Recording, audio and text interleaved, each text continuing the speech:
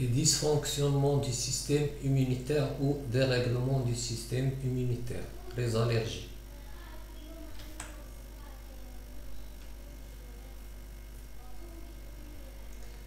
Donc la partie C, le dysfonctionnement du système immunitaire, les allergies, on va s'intéresser dans ce chapitre. Après l'introduction, on aura la réaction allergique. On va d'abord définir la notion d'allergie, qu'est-ce qu'une allergie et qu'est-ce qu'un allergène.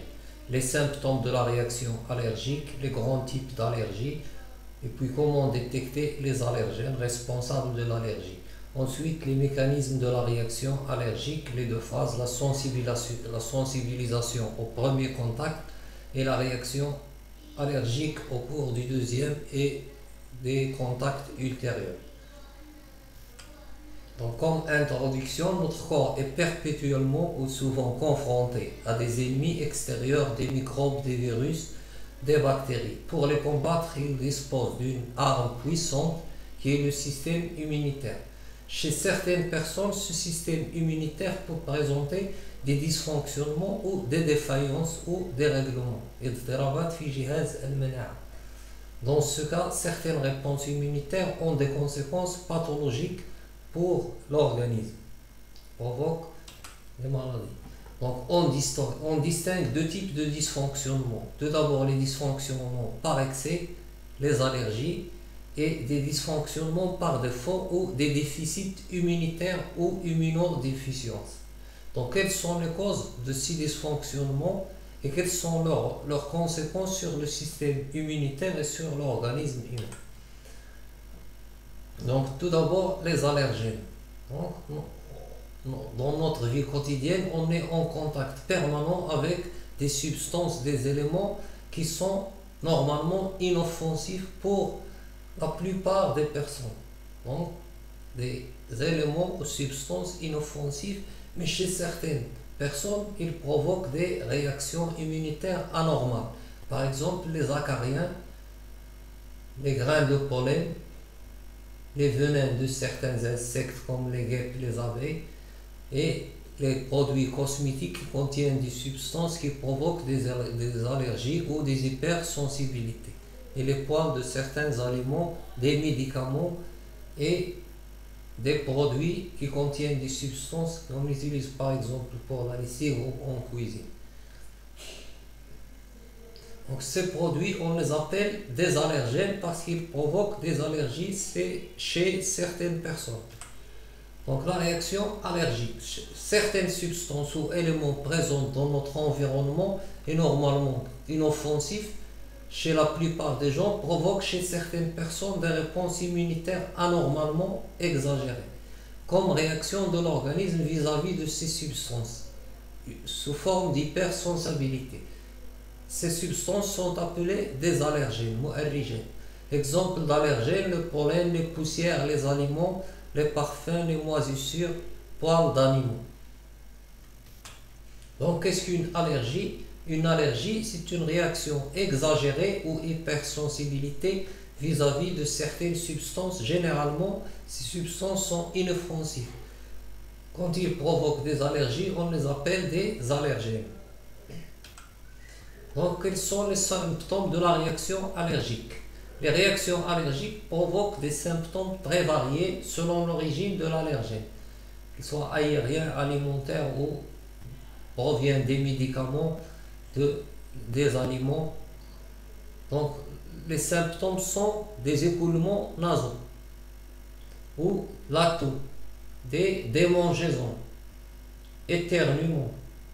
Donc on a plusieurs où se forment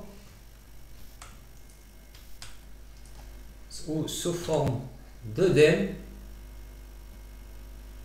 comme des inflammations, d'eczéma ou des rougeurs au niveau des rougeurs ou gonflements au niveau de la peau, les eczémas et les œdèmes.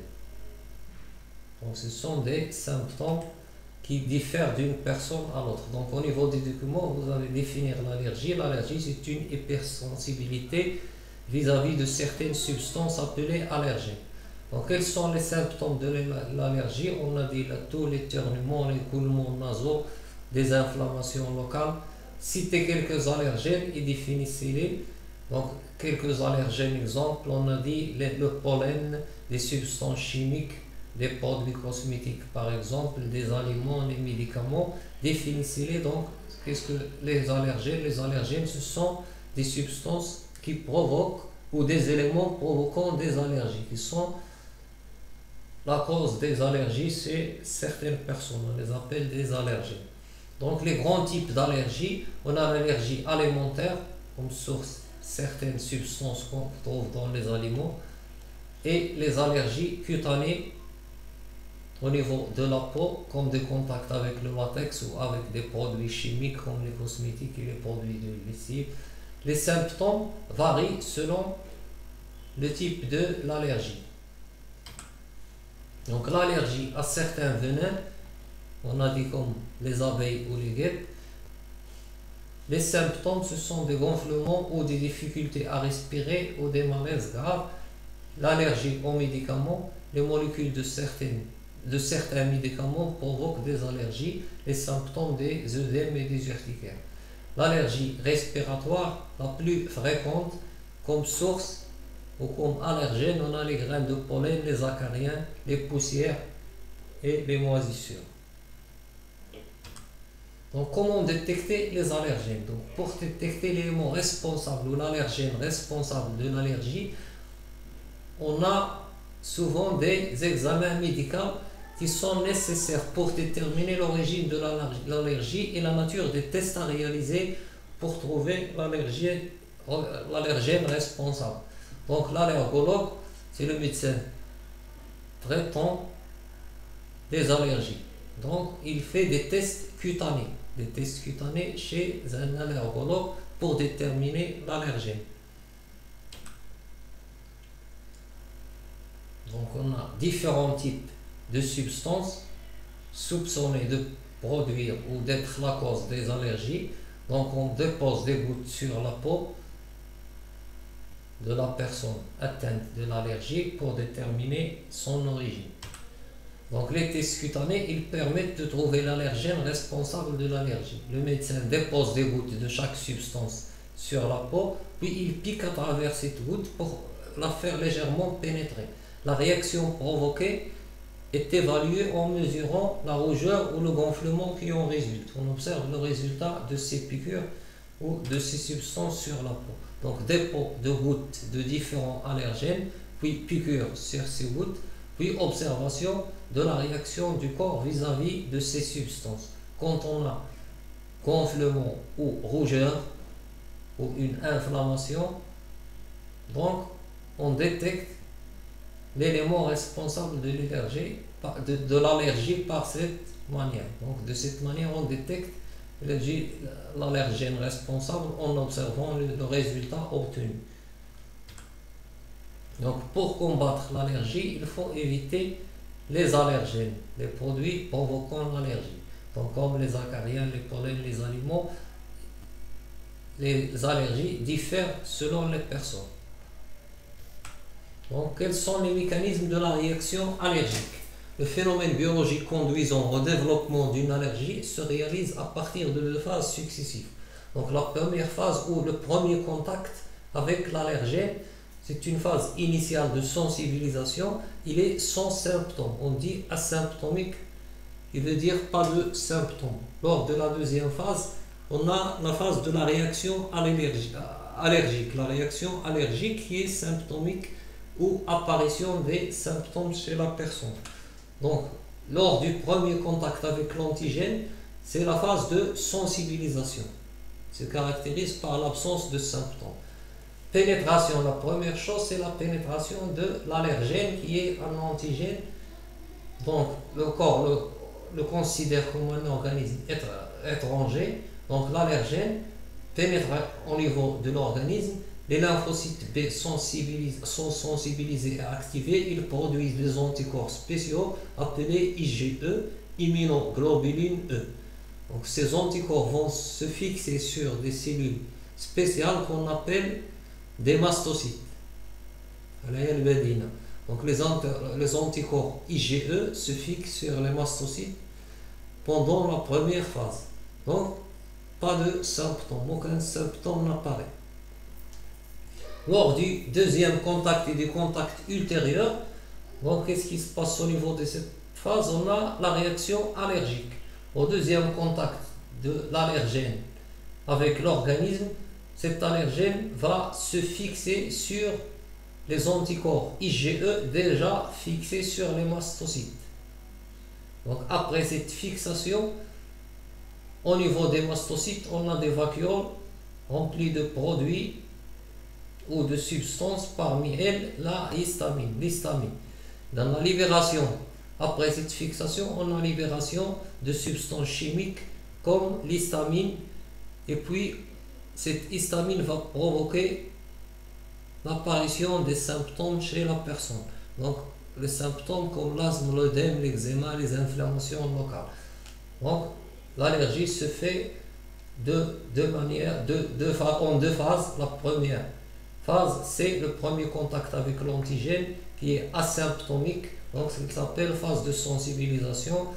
L'entrée de l'allergène, libération des IgE qui se fixe sur les mastocytes.